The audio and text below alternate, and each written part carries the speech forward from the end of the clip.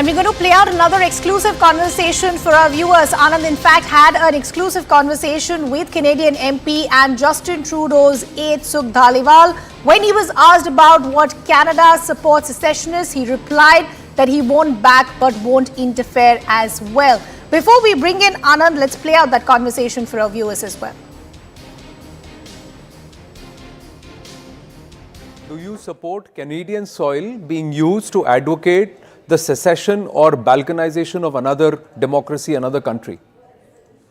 We certainly don't, but at the same time, I can tell you right now, if someone is raising their voice, right, with a peaceful way and not creating any violence, I have said it time and time again, and they have the every right to bring their point of view, and we will not stop them from expressing. So you support calls for balkanization of another country on Canadian soil. I tell you right now, we cannot intervene into the integrity of other nations because I'm a Canadian member of Parliament. But at the same time, I'm telling you that I have said this time and time again that if someone raises the voice with peaceful ways and not creating violence, we would not be able to stop that. And we'll continue to play out excerpts of that exclusive conversation right through the day here on CNN News 18. But let's continue the conversation with Anand. Anand, that's a very convenient position to take, that we won't back them, but we won't interfere either. Remember, it's been almost 10 days since those first allegations were made by Justin Trudeau. And since then, no credible proof really has been put out. Nearly 5 months, Ridhima, since Hardeep Nijjar's murder, and the Canadian authorities have not even filed an FIR or filed a charge sheet. Mr. Dhaliwal says the Canadian courts will find a reason, but what are the courts going to act on is a question which was asked of Mr. Dhaliwal. But the most important aspect is Mr. Dhaliwal there says that he as an MP does not support any calls for the breakup of another country or secessionist activity, but he will not interfere in any protest that is peaceful. When questioned whether intimidating the Indian High Commissioner, what happened in Brampton, what happened in Surrey, and openly threatening and intimidating, because Sanjay Kumar Verma-ji, the Indian High Commissioner to Canada, said that they continuously receive threats. Is this all peaceful? Mr. Dhaliwal said he couldn't say much. But the larger question is, Mr. Dhaliwal also refrained from saying whether or not he backs Khalistan or not. There is only one position that can be taken. Either you back Khalistan or calls for secession and breaking up of Bharat, or you don't back it. He said he is against the breakup of any country or the sovereignty, but he will not interfere in peaceful protests. The question is, how is that okay? There has to be a clear line that the Canadian government and the Canadian authorities have to draw. Either you will allow secessionist activity, or you will not allow secessionist activity against another country. There cannot be a middle path where you'd say, because we give the right to peaceful protest, so anybody can stand there and say anything. And this is not just India's problem. Bangladesh, Sri Lanka and many other nations have had issues with the Canadian authorities for harboring those elements who have been inimical to these nations. I agree with the point that you're making, Anand. For issues like this, you cannot be sitting on the fence. And it's time that the Canadian authorities come out and make their position clear. Because our viewers would also remember, even if you go back a couple of months ago, we all remember the Tableau episode where Indira Gandhi's assassination was clearly shown. The larger question also that continues to come up is, why does Canada continue to become a safe haven of sorts as far as these activities and even as far as these gangsters are concerned? True, there are multiple there is nothing as large as a red corner notice against an individual. Hardeep Nijjar had a red corner notice against him since 2016.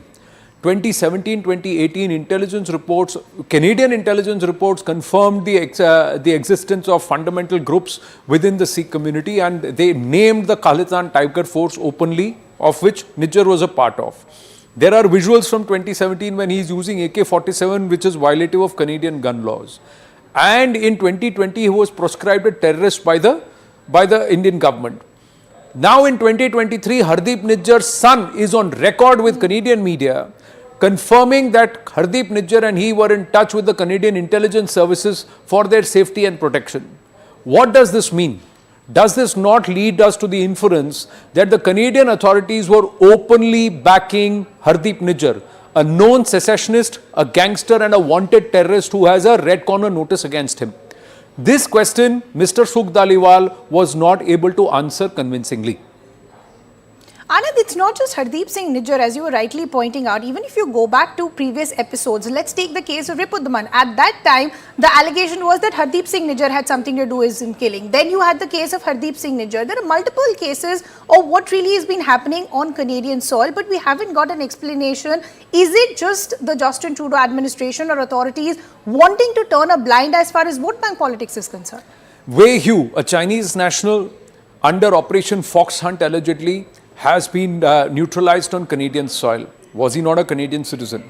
Karima Baloch, was she not a Canadian citizen? Ripudaman Malik, Sukhdul Duneke, and Hardeep Nijjar. So 5 cases in the last 2 to 3 years itself, for which the Canadian authorities till date have not given a convincing answer. Karima Baloch's murder was even deemed as a non-criminal act, despite clear evidences of murder, and no eyewitnesses were actually questioned. Lot of loopholes, lot of reasons why actions on Canadian soil and actions by Canadian authorities, successive governments, last 8 years it's been under Mr. Justin Trudeau and its leadership. The questions are, what is happening in Canada? Is Canada now turning into a safe terror haven? Yeah.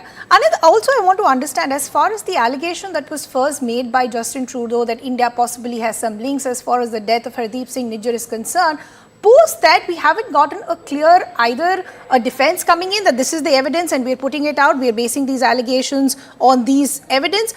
Neither has there been a taking back of that remark. So where do we see Canada's position today? Mr. Sukh Dhaliwal went to the extent to say that credible evidence has been shown. And we had to correct here during the interview, correct Mr. Dhaliwal to say only credible reasons or credible allegations have been cited. No evidence has been so far forthcoming. We also cited to Mr. Dhaliwal and we asked him, Mr. Dhaliwal, is there an FIR? Have the police filed an investigation report and a charge sheet? He said, he told us that the Canadian courts will take care. I said the courts have to go by what police action has been taken 5 months into Mr. Nijjar's death. Have the pictures of the suspects been put out? Have they been named? Despite only a claim that it is Indian agents has come forth. Mr. Dhaliwal said that this matter has been raised with the Indian government. We said that has the Indian government not said please present credible evidence? Yeah. Mr. Dhaliwal was not able to answer this question. He said when the time comes we will produce the evidence. Now we don't know what kind of mahurat they are looking for, but the fact is it's 5 months since Nijjar's murder, not a single shred of evidence has been forthcoming. Okay. Unfortunately, Anand, we will have to leave that conversation there. Appreciate you joining us with all those details. As we pointed out, we'll continue to get you excerpts of that exclusive conversation right through the day.